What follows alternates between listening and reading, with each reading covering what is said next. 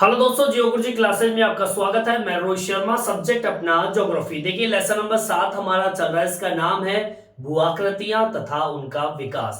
देखिए इस लेसन में हम पढ़ रहे थे, पिछले वीडियो में मैंने आपको बताया था कि भूआकृति के अंदर तीन क्रियाएं इंपॉर्टेंट है। अपक्षय, अपर्दन और निक्षेपण। ये तीनों क्रिया ही आपके जमीन की आकृति को बदल के रख देती है और नई जमीन भूआकृति का निर्माण करती है। इसी लेसन के अंदर आज हम पढ़ेंगे प्रवाहित जल किस प्रकार से आपकी भू आकृति का निर्माण करता है।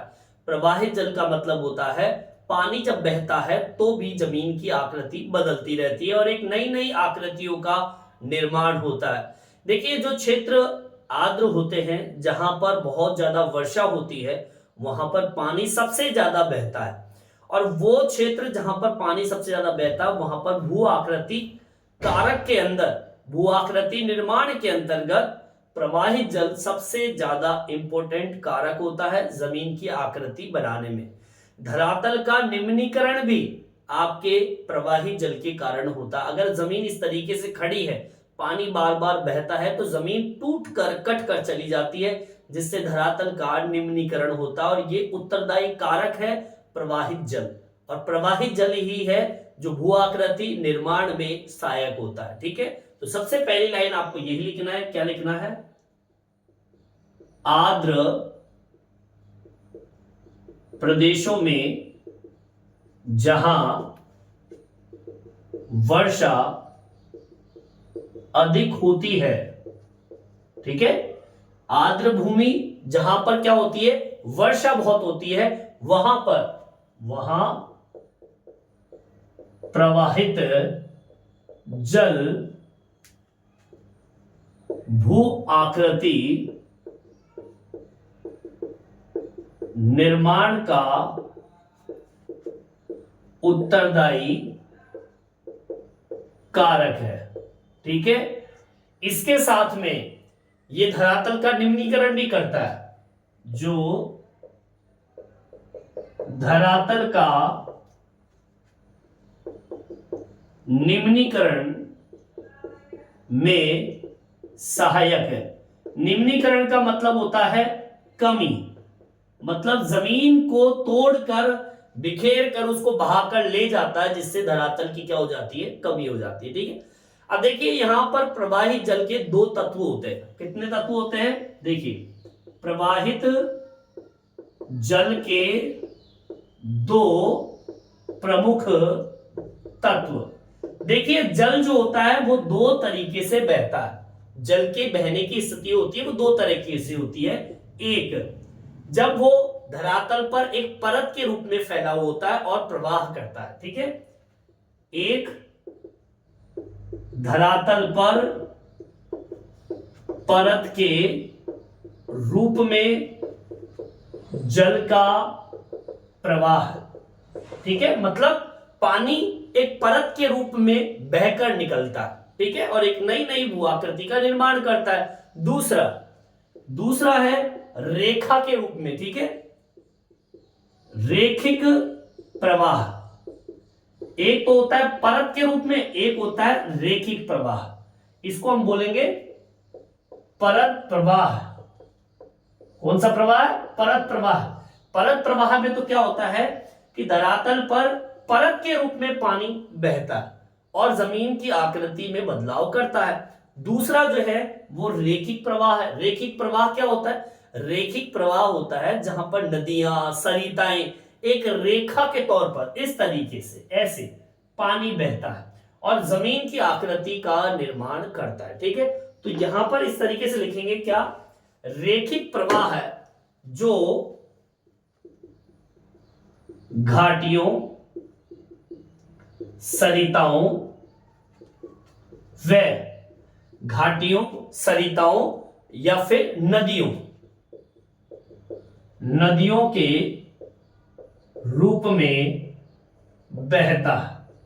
ठीक है, मतलब ये कि आपका जो पानी बहता है, क्योंकि बात प्रवाहित जल की चल रही है और मैं आपको ये बता रहा हूं कि प्रवाहित जल जो होता है वो धरातल पर जमीन की आकृति निर्माण में सहायक होता है। तो पहली लाइन आपको यही तो बता रही है कि जो आर्द्र प्रदेश होते हैं जहां पर वर्षा बहुत होती है, जब वर्षा बहुत होगी तो पानी भी बहुत बहेगा, जब पानी बहुत बहेगा तो आपके भूआकृति के निर्माण में एक उत्तरदायी कारक होता है, क्योंकि जहां जहां पानी गुजरेगा वहां पर जमीन को तोड़ते हुए एक नई नई आकृति का निर्माण करेगा। साथ में ये क्या करता है, धरातल का निम्नीकरण भी करता है। क्यों? जब पानी बहेगा तो मिट्टी चट्टान टूट टूट कर जाएगी, मतलब कमी तो होगी धरातल के अंदर, कमी मतलब निम्नीकरण। दूसरा ये कहता है कि प्रवाही जल दो तत्व होते हैं इसके। पहला, अब पानी दो तरीके से बहता है, एक धरातल पर परत के रूप में प्रवाह करे, ठीक है, परत का मतलब एक चारों तरफ फैल कर पानी बह रहा हो, ठीक है, एक परत के रूप में, धरातल पर एक परत के रूप में बहे और जमीन की आकृति का निर्माण करे। और एक रेखीय प्रवाह, एक रेखा के रूप में, जिसके अंदर घाटियों में, नदियों और सरिता के रूप में बहता है, जो घाटियों में लगाओ इसमें, में सरिताओं व नदियों के रूप में बहता है। तो नदी और सरिता कैसे बहती है? टेढ़ी मेढ़ी, वी शर्प जैसी। तो शुरुआत में तो नदी वी शर्प नहीं थी, लेकिन धीरे धीरे जब पानी बहा तो मिट्टी कट कट के गई, तो जमीन जो टेढ़ी मेढ़ी होकर चली गई। तो बताइए, प्रवाही जल ने सीधी नदियों को बहते बहते टेढ़ी मेढ़ी कर दिया। तो एक प्रवाही जल भूआकृति निर्माण में सहयोग करता। ठीक है, चलिए आगे की ओर बढ़ते हैं। अब सुनिए प्रवाही जल की और क्या विशेषता है। देखिए, प्रवाही जल द्वारा निर्मित अधिकतर अपरदित स्थल स्वरूप ढाल की प्रवक्ता के अनुरूप बहते हैं। मतलब जब पानी बहता है तो जो भी पदार्थ बह रहा है, स्थूल पदार्थ, वो ढाल की प्रवक्ता, मतलब जैसी ढाल उधर ही बहती है। नदियों की आक्रमण युवावस्था जो होती है, मतलब उसकी जो नदी की जो स्थिति होती है वो एक युवावस्था से संबंधित होती है। क्यों? क्योंकि जब पानी बहता है तो बार बार नदी के स्तर को उसके अपर्दन आस पास के जो तट होते हैं उनको तोड़ती हुई चलती है। तो आज किस स्थिति में है, कल किस स्थिति में है, तो एक नई नई आकृतियां नदियों में बनती रहती है। समझ में आई बात? तो इसमें आप लिखेंगे क्या, देखिए, प्रवाहित जल अपर्दित स्थल रूप, अपर्दित स्थूल पदार्थों को ढाल के अनुरूप प्रवाहित करता है। मतलब ये कि ढाल जिस तरफ होती है पदार्थ, उसी तरफ अपर्दित होते हैं पदार्थ। मतलब प्रवाहित जल जो अपर्दित स्थल पदार्थ जो होते हैं, मतलब जो भी मलबा कंकड़ पत्थर जो बह रहा है वो तो भैया ढाल के अनुरूप ही बहेगा। ठीक है, और पानी भी किधर बहेगा? जिधर ढाल होगी। तो ढाल जैसे जैसे होती है पानी उस तरीके से बहता है, और ढाल के अनुरूप पानी बह रहा है और पानी के अनुरूप आपके मलबा बह रहा है। ठीक है, और यहां पर मैंने बता दिया आपको, नदियां जो होती है एक युवा अवस्था से संबंधित है। ठीक है, संबंधित है, मतलब ये कि आपकी नदी की जो अवस्था होती है, नदी की जो आकृति होती है, नदी जब बहती है तो एक नई नई जमीन की आकृति का निर्माण करती है, हमेशा बदलती रहती है। आज के दिन क्या है, कल कोई भरोसा नहीं। अगर तेज बारिश आ गई तो जमीन कहां से टूट कर निकल जाए, तो एक नई आकृति होगी, फिर एक नई आकृति होगी, रोज बदल रही है। तो इसको हम युवावस्था की श्रेणी में डालते हैं नदियों को। समझ में आई बात? ठीक है, आगे सुनिए। तेज ढाल लगातार अपर्दन के कारण मंद ढाल में परिवर्तित हो जाते हैं। अगर मान लीजिए ढाल तेज है, बार बार जब अपर्दन होता रहता है, जमीन घिसती रहती है, तो वो ढाल भी क्या हो जाता है? मंद हो जाता है। और ये भी किसकी वजह से होता है? प्रवाहित जल की वजह से। ठीक है, देख लीजिए, प्रवाहित जल तेज ढाल के अनुरूप, ठीक है, ढाल के अनुरूप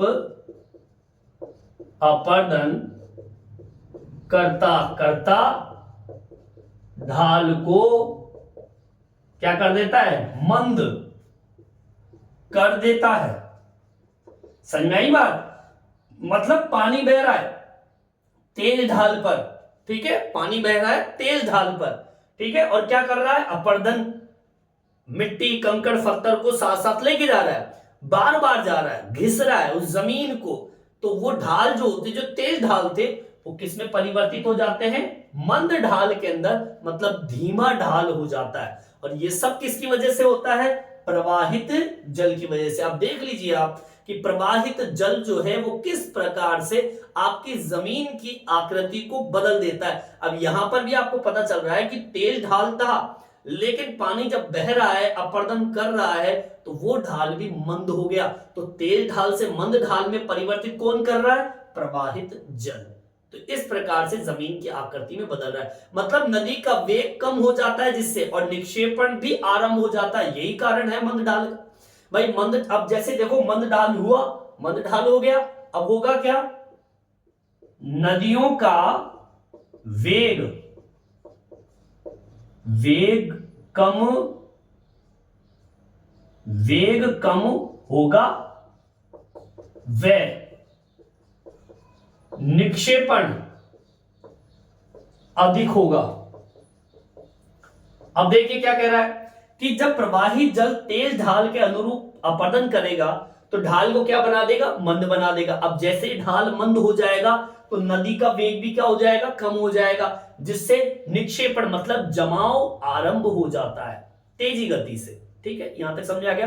अब देख लीजिए प्रवाहित जल किस प्रकार से जमीन की आकृति में बदलाव करता है, और भी देखेंगे हम प्रवाहित जल और क्यों किस प्रकार की आकृति और किस प्रकार की स्थिति पैदा कर देता है और भू आकृति का निर्माण करता है। यहां तक समझ आ गया होगा, यहां तक आप उतार लीजिए। देखिए आगे की ओर बढ़ते हैं। जब तेज ढाल से बहती हुई सरिता निक्षेपण से अब क्या बनाएगी, भू आकृतियां। आगे मैंने क्या बताया कि जैसे ही नदी का वेग कम होता है, दोबारा सुन लीजिए, तेज ढाल लगातार अपर्दन हुआ, मंद ढाल में परिवर्तित हो गया, फिर नदियों का क्या हो गया, वेग कम हो गया, और निक्षेपण मतलब जमाव प्रारंभ हो गया। यहां तक बता दिया आपको मैंने। अब निक्षेपण जब चालू होगा, जमाव चालू होगा, वह तेज ढाल से बहती हुई सरिता जब निक्षेपण प्रारंभ कर देगी तो नई नई भू आकृति का क्या करेगी, निर्माण करेगी। ठीक है, लिख दीजिए, तेज ढाल से बहती नदियां मंद ढाल होने पर निक्षेपण प्रारंभ करती है। ठीक है, जिससे नई भू आकृतियों का निर्माण होता है। ठीक है, अब भाई जमीन पर कोई मिट्टी जमेगी तो एक नई नई संरचनाओं का, आकृतियों का निर्माण करेगा। ठीक है, अब देखिए प्रवाहित जल का जो ढाल जितना मंद होता है उतना ही अधिक क्या होगा, निक्षेपण होगा। यह भी ध्यान रखना आप बात को कि अगर मान लीजिए प्रवाहित जल की ढाल जितना मंद होगा, निक्षेपण, निक्षेपण का मतलब समझते हो ना, जमाव, उतना ही अधिक होगा। समझ में आई बात। अगर ढाल जितना मंद होगा, निक्षेपण उसी तीव्र गति से जमेगा और नई नई आकृति का निर्माण करेगा। लगातार अपर्दन के कारण नदी तल समतल हो जाते हैं। भाई बार बार अपर्दन होगा तो नदी का तल क्या हो जाता है, समतल हो जाता है। समझ में आई बात, इसको मेंशन कीजिए, लगातार अपर्दन से नदियों का तल समतल हो जाता है। ठीक है भाई, बार बार जब अपर्दन होगा तो नदी जो होती है उसके नीचे का जो तल होता है वो एक बार में समतल हो जाता है, तो कटाव कम होगा। ये याद रखना, क्योंकि बार बार निक्षेपण हो रहा है, जमाव हो रहा है, तो कटाव जैसी स्थिति तो पैदा ही नहीं हो रही। ठीक है, समतल हो जाता है तो कटाव कम होता है, मतलब जमीन कट कट के कम जाती है, क्योंकि जम इतनी तेज गति से रहा है, क्योंकि ढाल इतना मंद हो गया कि पूरी मिट्टी वहां पर आके जम गई, तल ही समतल हो गया, तो कटाव की तो स्थिति पैदा नहीं होती है। ठीक है, अब होता क्या है, कटाव जब नहीं हो रहा है तो नदी के जो दोनों किनारे हैं, बात दो जगह की चल रही है। मैंने अभी बताया आपको कि या तो आपके नदी का पानी या पानी जो होता है वो परत के रूप में हो या फिर रेखा के रूप में, जो नदी और सरिता के रूप में। अब बात अगर आप सरिता की कर लो तो दोनों साइड के जो किनारे होते हैं वहां पर, जिसे हम तट बोलते हैं, नदी के दो तट, भाई प्रवाही जल की बात चल रही है ना, तो प्रवाही जल आप उदाहरण के तौर पर नदी को ले लीजिए, नदी में पानी बह रहा है और उसी की बात कर रहे हैं, बार बार नदी की बात चल रही है यहाँ पर। प्रवाही जल मतलब नदी का जल। तो तट जो होते हैं उसके दोनों किनारे होते हैं, वहां पर अपरदन ज्यादा बढ़ जाता है। तो क्या होता है कि पहाड़ी घाटियां वहां समतल मैदानों में परिवर्तित हो जाते हैं, क्योंकि बार बार मिट्टी आती जाती है, वहां पे जमती जाती है और वो भाग जो होते हैं वो एक मैदान के रूप में क्या हो जाते हैं, परिवर्तित हो जाते हैं। ठीक है, लिख दीजिए इसको। तटों पर, पार्श्व, पार्श्व का मतलब होता है किनारा, ठीक है, किनारा, नदी के दोनों भाग। तटों पर पार्श्व अपरदन बढ़ जाता है, ठीक है, बढ़ जाता है, जिससे अब होगा क्या, मैदान ही मैदान होंगे, तो पहाड़ियों क्षेत्रों में समतल मैदानों की स्थिति अधिक हो जाती है।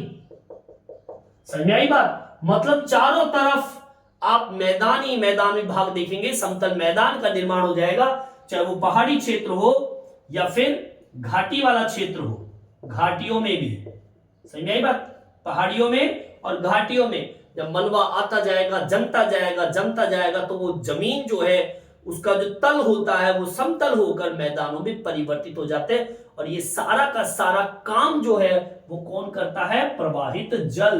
क्योंकि जब पानी बहेगा और बहेगा तो ढाल भी तीव्र से मंद होगा, मंद ढाल होगा तो जो पानी अवसाद लेके आ रहा है उसको जमा करेगा, और जमा करेगा तो जो तल जो होते हैं वो समतल हो जाते हैं और मैदानों में परिवर्तित हो जाते हैं। बिल्कुल सिंपल तरीका मैंने बताया आपको।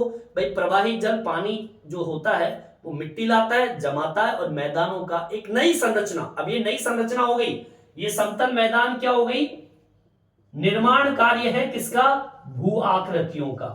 अब देख लीजिए, प्रवाहित जल के बहने से जो मिट्टी आई है उसके जमने से मैदान बने हैं, वो एक निर्माण भू आकृति में एक उत्तरदायी कारक है, एक जमीन की आकृति निर्माण में सहायता प्रदान कर रहा है प्रवाहित जल। सही में एक बात, वो किस तरीके से, निक्षेपण करके, अपरदन करके। ठीक है, अब यहां पे दो क्रिया हो गई, एक निक्षेपण, निक्षेपण मतलब जमाव, और दूसरी अपरदन मतलब बहाव। दो क्रिया कर रहा है पानी और इससे एक नई जमीन की आकृति का निर्माण कर रहा है। चलिए आगे की ओर बढ़ते हैं और हम बात करेंगे प्रवाही जल की, यहां तक आप उतार लीजिए। देखिए आगे की ओर बढ़ते हैं। अभी मैंने जितनी भी चीजें बताई आपको प्रवाही जल के बारे में बताई, जिसमें बार बार एक शब्द आ रहा है नदियों के बारे में। ठीक है, ये एक रेखा के रूप में बहता है पानी। भाई सरिता, आपकी जो नदियां होती है वो घाटियों के अंदर जो बहता है पानी, वो नदी या फिर सरिता के रूप में बहता है और वो अपरदन क्रिया करता है। अपरदन क्रिया के बाद में अगर ढाल मंद हो जाए तो वो अवसाद को जमा देती है और एक नई भू आकृति जैसे कि समतल मैदान का निर्माण कर देता है प्रवाहित जल। अब यहां पर प्रवाहित जल के अंदर ये सरिता रेखिक प्रवाह है, ये पूरा का पूरा रेखिक है, क्योंकि नदी, सरिता ये सब रेखीय प्रवाह के अंतर्गत आते हैं। अब बात करते हैं थोड़ी सी, इसमें थोड़ा डालेंगे अपन, परत प्रवाह की बात कर लेते हैं। परत प्रवाह क्या होता है, अभी मैंने थोड़ी देर पहले पॉइंट भी लिखाया था कि परत प्रवाह क्या है। देखिए परत जो प्रवाह होता है वो जल, मतलब ये तब होता है जब जल धरातल पर घर्षण करके चलता है। समझ में आई बात? लिख दीजिए इसको। परत प्रवाह है जब होता है, नहीं, तब होता है जब जल धरातल पर परत प्रवाह करके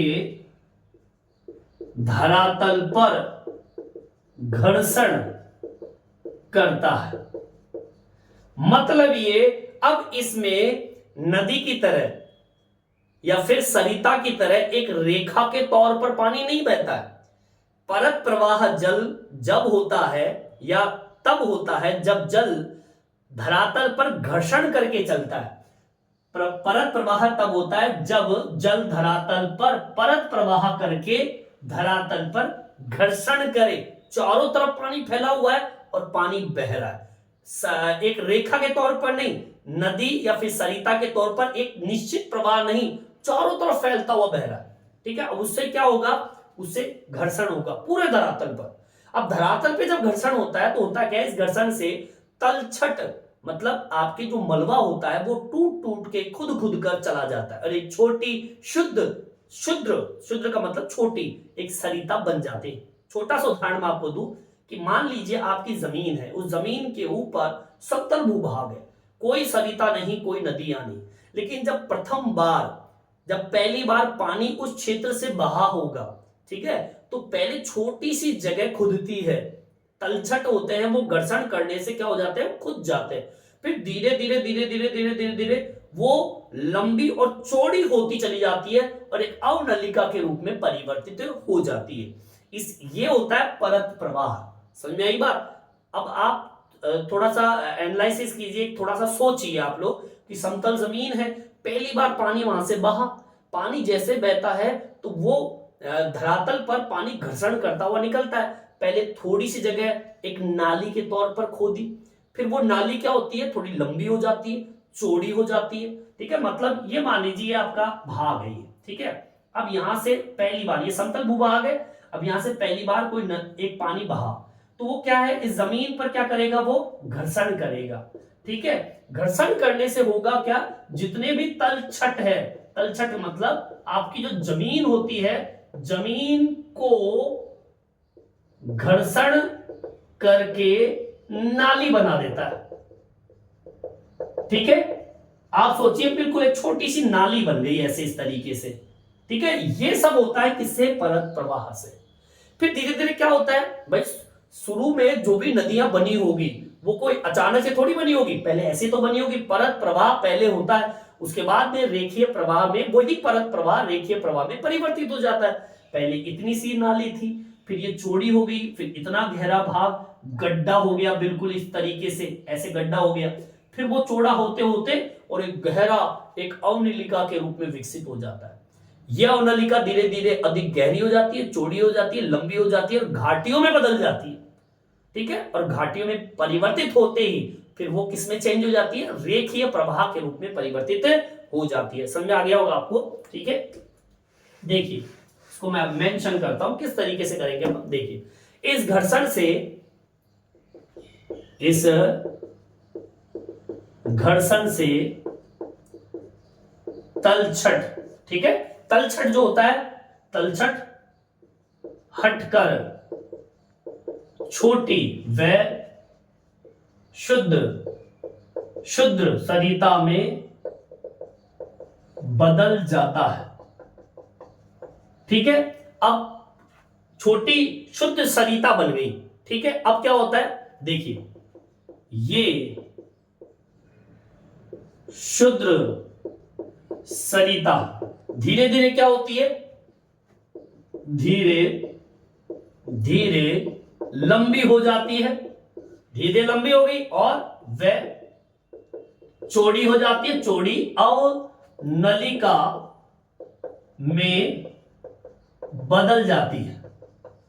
ठीक है, अब नाला टाइप का बन गया वो। ठीक है, आगे सुनिए, ये अवनलिकाएं, अब ये अवनलिकाएं क्या होगी, धीरे धीरे धीरे धीरे अधिक गहरी व चौड़ी होती जाती है और घाटियों में परिवर्तित हो जाती है। समझ में आई बात? यही अवनलिका जो है वो धीरे धीरे गहरी और चौड़ी हो जाती है और किस में परिवर्तित होती है, घाटी में परिवर्तित हो जाती है और फिर पानी बहता है रेखीय रूप में। समझ में आई बात? फिर आप इसमें मेंशन कर देते हैं, फिर जल रेखीय प्रवाह करता है। बोलिए आगे बात समझे। तो मतलब सबसे पहला पॉइंट ही हमने परत प्रवाह लिखा था। ये परत प्रवाह जब होता है तो भैया पानी जो होता है एक परत के रूप में घर्षण करता हुआ चलता है, तलछट जो होते हैं वो टूट कर चले जाते हैं, छोटी शुद्ध सरिता बन जाती है। यही शुद्ध सरिताएं धीरे धीरे लंबी चौड़ी अवनलिका के रूप में विकसित हो जाती है। यही अवनलिकाएं जो नाले होते हैं वो धीरे धीरे अधिक गहरे, चौड़े और लंबे होकर घाटियों में परिवर्तित हो जाते हैं। इन्हीं घाटियों के अंदर जल एक रेखीय प्रवाह के रूप में बहता है। समझ में आई बात। अब सुनिए आगे। अब यहां पर तीन स्थिति इस में आती है। अगर मैं बात करूं प्रारंभिक अवस्था, देखिए आपकी जो प्रारंभिक अवस्था थी, ये जो मैंने बताया आपको, इसकी जो प्रारंभिक अवस्था होती है उस अवस्था में अधिक कटाव, क्योंकि यहां पर घर्षण हो रहा है तो मतलब अधिक कटाव हो रहा है। इस अधिक कटाव से जलप्रपात और सोपानी जलप्रपात समाप्त हो जाते हैं, बिल्कुल ऊंचे वाले स्थान खत्म। ठीक है, लिख देंगे। प्रारंभिक अवस्था में क्या होता है, अधिक कटाव से क्या हुआ, अधिक कटाव से जलप्रपात। जलप्रपात का मतलब समझते हो, पानी का ऊपर से, मतलब झरना, झरना बोलते हैं जलप्रपात को।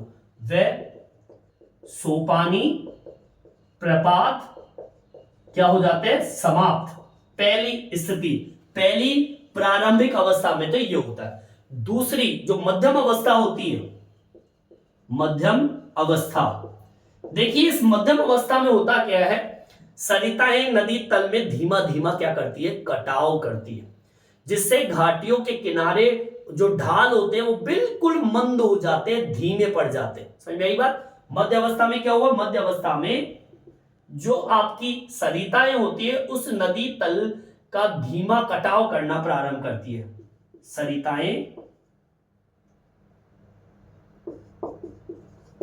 मध्य अवस्था में सरिता नदी जल पार्श्व किनारा, ठीक है, या फिर हम कहें सरिता नदी जल तल का कटाव करती है। ठीक है, अब कटाव करते करते क्या होता है, जिसमें घाटियों में किनारा क्या हो जाएगा, मंद। ठीक है, जिससे घाटियों के किनारे मंद हो जाते हैं। अब ये सब प्रवाहित जल के कारण हो रहा है। ठीक है, ये मध्यम अवस्था में होता है। तीसरी अवस्था कालांतर, कालांतर अवस्था में क्या होता है, अभी प्रेजेंट टाइम के अंदर घाटियों के किनारों की ढाल बिल्कुल मंद हो गई। समझ में आई बात। कालांतर में घाटियों के किनारों की ढाल क्या हो जाती है, मंद हो जाती है। अब देखिए, अब इसको मैं इन तीनों पॉइंटों को इस प्रवाहित परत प्रवाह से जोड़ता हूं।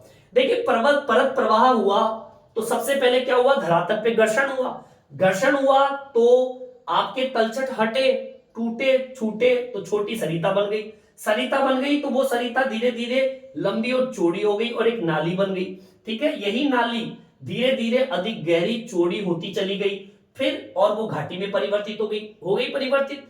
अब पानी बह रहा है रेखीय प्रवाह के रूप में। अब घाटी यहां पे तैयार हो गई, घाटी तैयार हो गई अब यहां पर। ठीक है, घाटी तैयार हो गई। अब आओ नीचे।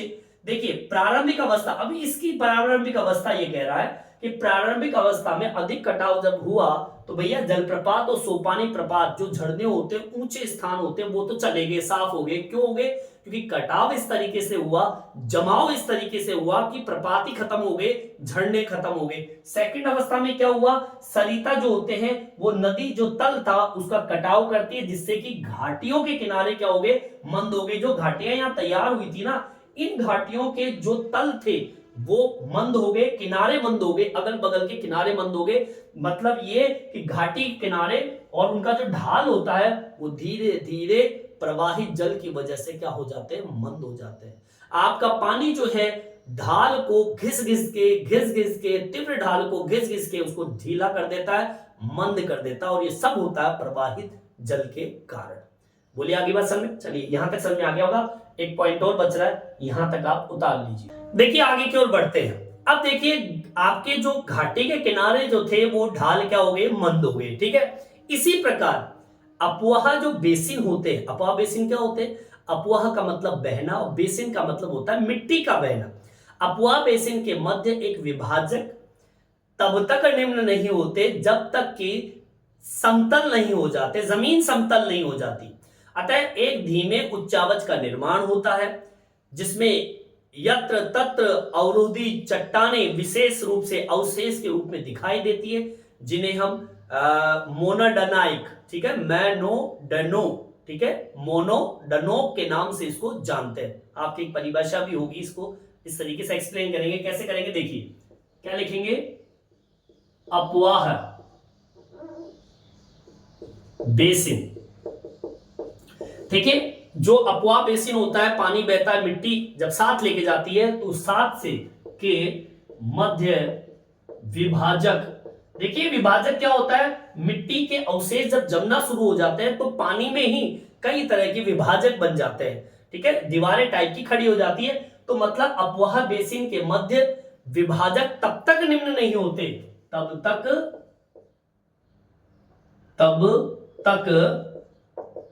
निम्न नहीं होते, जब तक क्या नहीं होता, जब तक कि समतल नहीं होंगे, जब तक कि मिट्टी के जमने से तल समतल नहीं हो जाते, ठीक है। मतलब एक तरीके से आप इसको ऐसे समझ सकते हैं कि भाई अगर मान लीजिए कहीं पर विभाजक पैदा हो गया इस तरीके से पानी में, तो जब पानी आएगा तो इनमें जमा करते जाएगा, इसको समतल कर, अभी देखो ये विभाजक के तौर पे काम कर रहा है, लेकिन जब मिट्टी अपना काम करती जाती है, इनको फिल करती जाती है, भरती चली जाती है, और एक अब देखिए अब पानी यहां से बहेगा इस तरीके से, इनको फिल करने के बाद में ये कह रहा है ना कि अपवाह बेसिन के मध्य विभाजक, अभी ये विभाजक के तौर पे काम कर रहे थे, लेकिन तब तक ये निम्न नहीं होता। अब निम्न कब तक नहीं होंगे, जब तक ये फिल नहीं हो जाएंगे, भर नहीं जाएंगे। अब भर गया, तब मिट्टी जब जम जाती है तो समतल नहीं हो जाता। अब ये समतल हो गया, समतल हुआ कि नहीं हुआ, समतल हो गया। फिर क्या होता है, आपके धीमे उच्चावच का निर्माण हो जाता है। उच्चावच क्या होता है, ऊंची नीची आकृति। अब यहाँ पे देखो उच्चावच जैसी स्थिति बची नहीं, क्योंकि यहां पर तो सब फिल हो गया, भर गया, ठीक है, जिससे उच्चावच निम्न हो जाते हैं। अब उच्चावच क्या हो गए, निम्न हो गए, मतलब धीमे धीमे खत्म हो गए। अब क्या होते हैं, अवरोधी चट्टान की कुछ अवशेष बच जाते हैं। ये अवरोधी तो था, ये अवरोधी तो था, अब ये अवरोध कुछ कुछ जगह पर दिखाई देंगे आपको, सब तो फिल हो गए लेकिन कुछ कुछ बच जाते हैं, ठीक है। तो होगा क्या, जिससे उच्चावच निम्न हो जाते हैं, लेकिन कभी कभी यत्र तत्र मतलब कहीं कहीं, ठीक है, अवरोधी चट्टानों के अवशेष क्या होते हैं, दिखाई देते हैं, दिखाई देते हैं, जिसे क्या बोलते हैं, मोनोडोनाइक कहते हैं। समझ में आई बात है, मतलब ये कहना चाहता है मोनोडोनाइक, नो, ठीक है, मोनोडोनोक, ठीक है, ये कहना ये चाहता है कि भाई जब आपका अपवाह बेसिन होता है, मतलब पानी के साथ जब मिट्टी बहती है तो क्या होता है, कई बार विभाजक, ये बोलते हैं अवरोध, इसे बोलते हैं अवरोध, विभाजक मतलब अवरोध, रुकावट। तो जब पानी बहेगा तो मिट्टी भी आएगी, मिट्टी आने से विभाजक बनेंगे, ठीक है, विभाजक बन गए, अवरोध बन गए, मिट्टी के टीले खड़े हो गए, चट्टानी टुकड़े हो गए। अब तब तक ये निम्न नहीं हो जाते जब तक कि मिट्टी उनमें जम नहीं जाती। अब पहले देखो अवरोध इस प्रकार से थे, ये अवरोध है, ठीक है, इस प्रकार से अवरोध थे, पानी आता यहीं पे जम जाता, अवरोध की तरह काम कर रहा है, बार बार पानी आता, अवसाद लेके आता है, फिर इनको फिल करता रहता है, फिल करता रहता है, और ये बिल्कुल समतल हो जाते हैं। लेकिन कभी कभी क्या होता है कि कुछ अवशेष, अवरोध, चट्टाने बच जाती है, लेकिन कभी कभी यत्र तत्र अवरोधी चट्टाने अवशेष बच जाती है, दिखाई देती है, उसको मोनोडोनोक के नाम से जानते हैं। अब आपसे क्वेश्चन पूछ लिया जाए कि मोनोडर्नोक किसे कहते हैं, तो आप इसे कहेंगे अवरोधी चट्टानों के अवशेष को ही मोनोडर्नोक के नाम से जानते हैं। क्लियर, समझ में आई बात। अब सुनिए, ये एक परिभाषा निकल के आई है आपके सामने, अवशेष, अवरोधी चट्टानों के अवशेषों को ही मोनोडर्नोक बोलते हैं। अब एक आता है समप्राय मैदान, या फिर हम कहें कि पेनिप्लेन किसे कहते हैं, नदी अपर्दन के द्वारा बने जो मैदान होते हैं उनको बोलते हैं समप्राय मैदान, या फिर पेनिप्लेन के नाम से इसको जानते हैं। ध्यान रखना इस चीज को, एग्जाम में पूछा गया सवाल भी है। समप्राय मैदान कह दीजिए या फिर पेनिप्लेन, पेनिप्लेन किसे कहते हैं, तो आप बोल दीजिए क्या, नदी अपर्दन के कारण जब मैदान बनते हैं तो उन्हें समप्राय मैदान या फिर पेनिप्लेन मैदान कहते हैं। ठीक है, मतलब जब भी मिट्टी बहकर आती है और एक तरीके से जमती जाती है तो एक मैदान बनता है जिसे हम समप्राय मैदान या पेनिप्लेन के नाम से इसको जानते हैं। अब आगे सुनिए, यहां तक तो अपना कंप्लीट हो गया, आज का वीडियो भी कंप्लीट हो चुका है। नेक्स्ट वीडियो में हम पढ़ेंगे क्या, ये जो प्रवाहित जल हुआ है, ये प्रवाहित जल, प्रवाहित जल से, ठीक है, निर्मित अवस्थाएं किसकी, निर्माण की। ठीक है, मतलब नेक्स्ट वीडियो में मैं आपको बताऊंगा कि प्रवाहित जल से निर्मित अवस्था या फिर हम कहें स्थल रूप की अवस्था कितनी है। ठीक है, प्रवाहित जल से निर्मित अवस्था कह दीजिए या प्रवाहित जल से निर्मित स्थल रूप की अवस्था कह दीजिए, उससे संबंधित विशेषता पढ़ेंगे। इसमें 3 पॉइंट हम पढ़ेंगे, युवावस्था, प्रौढ़ अवस्था और वृद्धावस्था। मतलब प्रवाहित जल से निर्मित जो स्थल रूप होते हैं वो 3 अवस्थाओं में होते हैं, एक युवावस्था, वृद्धावस्था और प्रौढ़ अवस्था। युवावस्था, प्रौढ़ अवस्था और वृद्धावस्था, ये 3 अवस्थाओं के बारे में नेक्स्ट वीडियो में हम चर्चा करेंगे। इस वीडियो में इतना है, ठीक है, धन्यवाद।